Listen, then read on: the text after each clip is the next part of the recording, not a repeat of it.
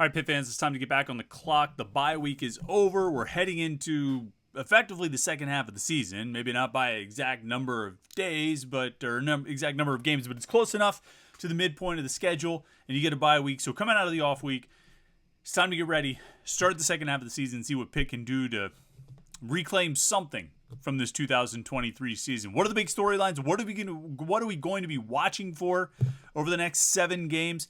We're going to break it down right here on the Monday edition of the Morning Pitt. YouTube.com/Panther-Lair.com.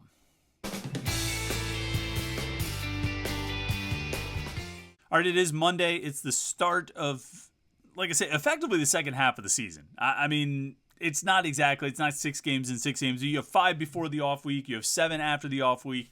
That's where we're at. Pitt's got 5 games down, 7 left to play. It's close enough to 6-6, a 6-6 split of games that we're going to call it the first half and the second half. And it seems like a good time to reset. It seems like a good time to, I don't want to say start over, but it sort of feels that way. It seems like a good time to really look at it as a second season, a second half of the season, an opportunity to try and do something, salvage something from this 2023 season. And I think that's what we're going to be talking about a lot over the next 7 weeks, 8 weeks, however much is left in this regular season.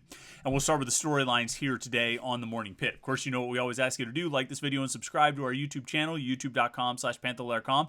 That way you never miss any of our exclusive Pitt video content, whether it's these Morning Pitt videos, Monday through Friday. And look, I always say this, and I don't mean to go to this well too often, but I mean, the reality is, you know what you're going to get out of sports talk radio in Pittsburgh today, and understandably so, but it's going to be about that game against the Ravens yesterday, right? I mean, that's what everybody's going to be talking about.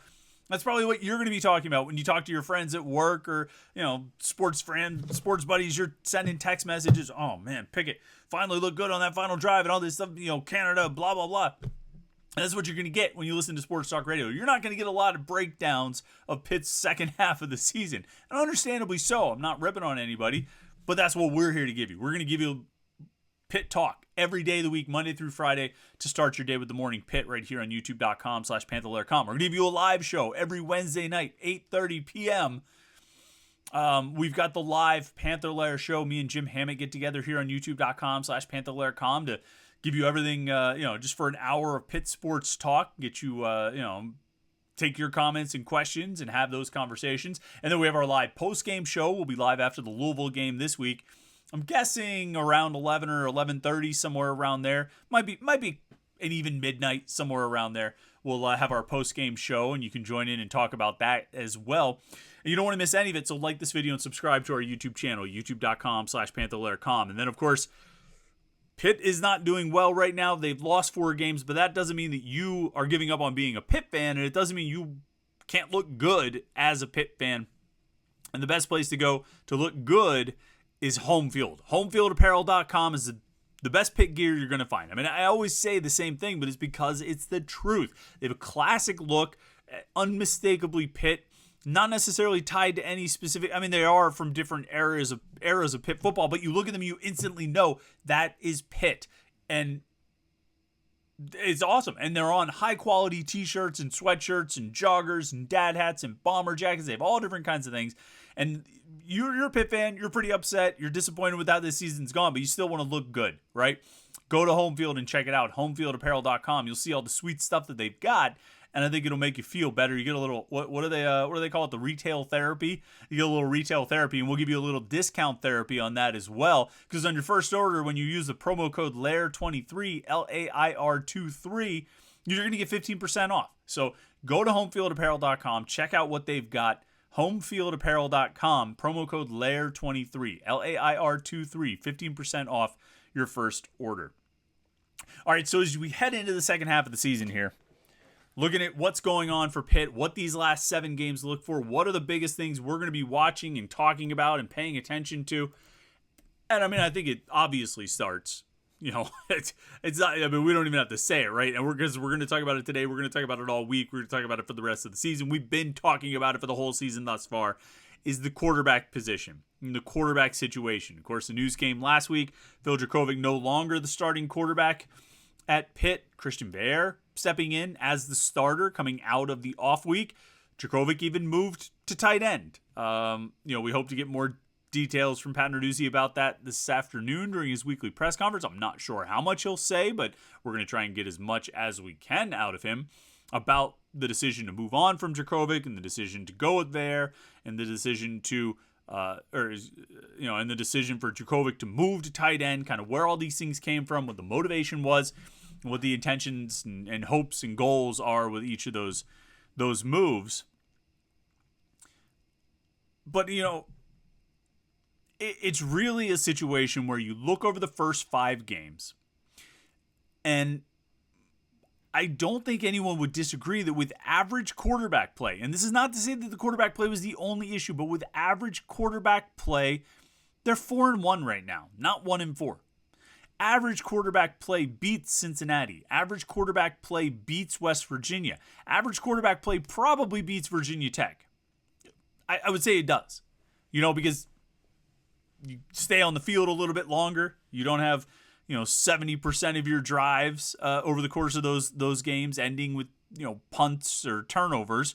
You stay on the field a little bit longer. You score a little more. I mean, that was a defense that could be beat, because we talked leading up to that Virginia Tech game over and over again about how it was they had such this bad run defense, and they'd given up 200 yards to every team they faced, and then they go out and they shut Pitt down.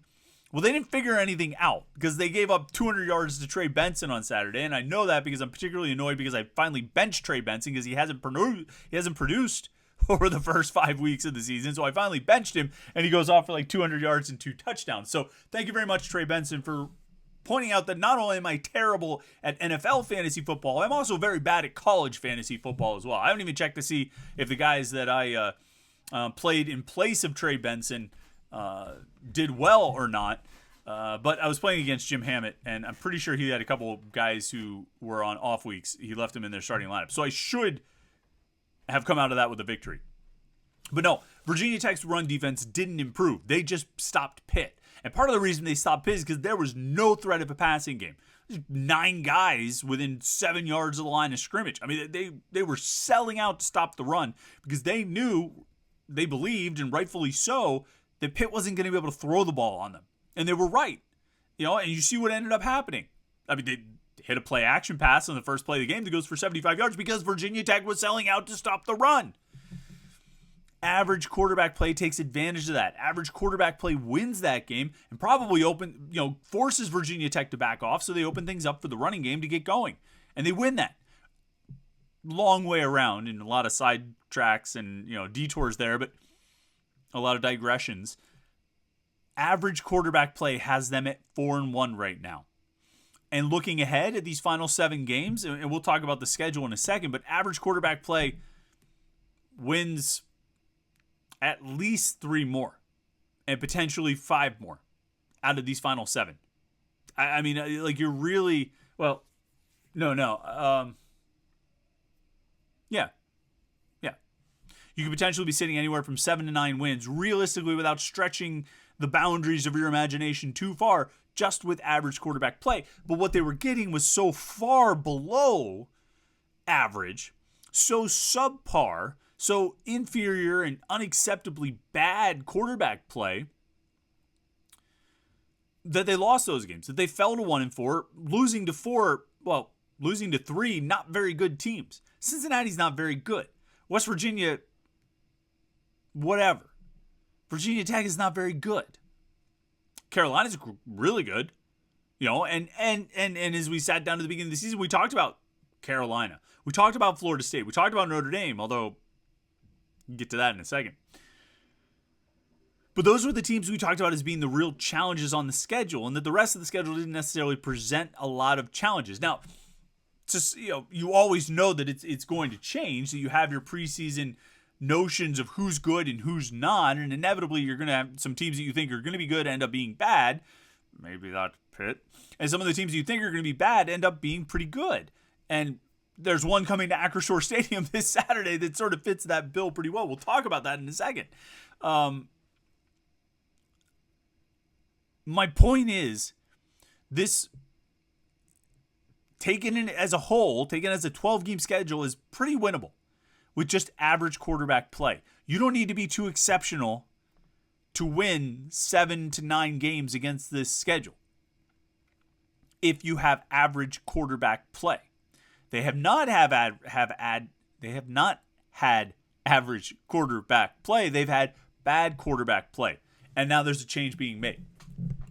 And now it becomes a question of whether Christian Veer can provide average quarterback play. In the second half against North Carolina, he was not average. He was bad. And I think he would probably, I assume he would tell you that. I don't know. We haven't really ever interviewed him since he got to Pitt. I think probably Pat Narduzzi and Frank Signetti would say he was bad. Now, he was in a very difficult situation. They were down by a lot. They knew they had to throw to come back. He was thrown into the mix without having a week of first team reps. All those different excuses that we made about how he played in that Carolina game. Now we have to set it aside and we can't count it. And we need to just, don't make your judgment on Christian Veer based on that. Just focus on the game against Rutgers a couple years ago. But he's going to get his opportunity now. He's going to get his opportunity to go out and show that he can just be average, because that's what they need from Christian Veer, is just be average. Don't be the reason the team loses, which, all apologies to Phil Dracovic, he was the reason they lost. Not the only one, but he was one. And it's unfortunate. It's unfortunate the story went that way. It's unfortunate it couldn't have had a happier ending in this sort of fairy tale, prodigal son returns and all this stuff, but that's not what worked out. So we need to find out what Veer can do. And you'd like to think they'll be able to come out against Louisville on Saturday and have sort of a conservative game plan, rely on the run and establish the run and not ask Veer to go out and win the game. But guess what? Guess what Louisville's going to do? I mean, I don't think it takes a genius to figure it out. They're going to load up to stop the run, just like Virginia Tech loaded up to stop the run. And if by some chance Christian Veer is able to come out and throw the ball a little bit and make a few plays in the passing game, then Louisville will adjust accordingly. But I don't have any notion of Louisville coming out looking to do anything other than stop the run. Because it's been proven, basically 4 times, if you stop the run, this Pitt offense has nothing it can do against you. Now, with a new quarterback, maybe the situation changes. Now, we talked on Wednesday night. When we had the live stream, we talked about this a lot, of course. Noah Hiles came and hung out. That was a lot of fun to talk to him. But Jim said something, and I think he has written about it subsequently because it was a good point. This really is the beginning of the competition, the quarterback competition for 2024. It's the beginning of the quarterback competition between Christian Veer and Nate Yarnell. And Jim said that, and it just stuck with me. I was like, he's so right. Because if Veer struggles, they have to be ready to go with Nate Yarnell. They have to be ready to put Nate Yarnell in. I don't know if you want to necessarily call it a quick hook or a short leash or whatever it is. Maybe you don't even make a change in this game. Maybe Veer throws 4 interceptions and you just leave him in there. But you got to be ready to go with Yarnell the next week. Like, you have to be ready to put in Nate Yarnell because this is the quarterback competition. And if Veer plays great, then he never loses the job and he's the starter entering next year and everybody's happy. And if Veer struggles, you need to see what Yarnell can do. You saw what Yarnell can do in one start on the road. A conservative game plan, but he made plays. He didn't make mistakes. You need to see more of that. You need to see what he can do. And if you have to limit the playbook for these guys, if you have to cut the field in half for these guys, man, whatever you need to do to get effective play out of the quarterback position in the passing game, you have to do it. You have to. And you have to find out who's your guy. So that's one of the big storylines heading forward. Defensively, I think the biggest storyline is just you need the young and inexperienced players, particularly the guys who are going to be here next year. You need them to take big steps. And it's all throughout the defense, and it's all the guys we've been talking about. Deion Hayes is not young. He's relatively inexperienced. You would assume he's coming back next year. He needs to take some big steps forward. You need somebody else at the defensive end spot to take steps forward. Sam Okunlola would probably be the ideal candidate. It looks like he's got the highest ceiling. But also Jimmy Scott and Nakai Johnson could do well to make some plays. Sean Fitzsimmons could take some big steps forward. You need that to happen. You need Braylon Lovelace and Kyle Lewis to play at a high level. You need those safeties, Javon McIntyre and Donovan McMillan. I mean, those guys are going to be around for 2 or 3 more years. You need them playing at a high level, and you need them to keep getting better week after week, and Philip O'Brien as well. I don't know if we're going to see some of the young corners out there, but boy, if an opportunity presents itself, you probably should try and get them on the field so that next year, when you're starting Rylan Gandy and Noah Bigelow or Tamarian Crumpley or Shadarian Harrison or, Javonte Royal, whoever it is, or not Javonte Royal, Rashad Battle. For some reason, I always get those two mixed up. But Rashad Battle, who potentially, it seems like, could be back later this season from the injury he suffered in training camp. Ideally, in 2024, you're not walking out on the field with those guys for the first snap of the season opener and those guys playing their first real snaps. You need to get playing time for those guys. You need to get them on the field as much as you can. Now, I know you don't want to take Marquez Williams out. You don't want to take A.J. Woods out. You don't want to take M.J. Devonshire out. Your priorities right now. You want to win right now. You want to give the team the best chance to win right now. But you better get some snaps for those guys. Crumpley, Bigelow, Gandy, Battle, Harrison, the true freshman, whoever it is, whoever you think you're going to be relying on, whoever seems like they're closest to being able to help you route right now, you got to get them on the field. And I'm not necessarily saying you need to bench all of the upperclassmen, certainly not at corner. And even because Nate Temple just popped up on the screen, I'm not necessarily saying you need to play him just 4 snaps a game or something. I mean, you can keep rotating him in there if you feel like he's a contributing player.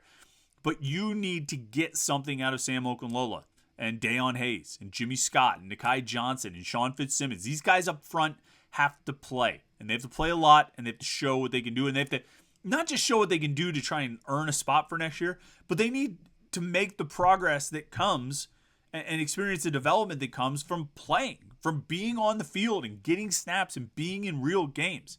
That's a huge teacher. And I know you put in all the work in the film session and the practice and all that, but you can gain a lot development-wise and progress-wise from being on the field and playing in games. And you need those guys to learn those lessons. And learn them now, quite frankly. Learn them in this season, which feels kind of lost, so that when they get to next season, you're not going through that learning process and that learning curve in 2024. You can maybe hit the ground running. And then, of course, one of the big storylines this year, or for the rest of this season, is the rest of the schedule. And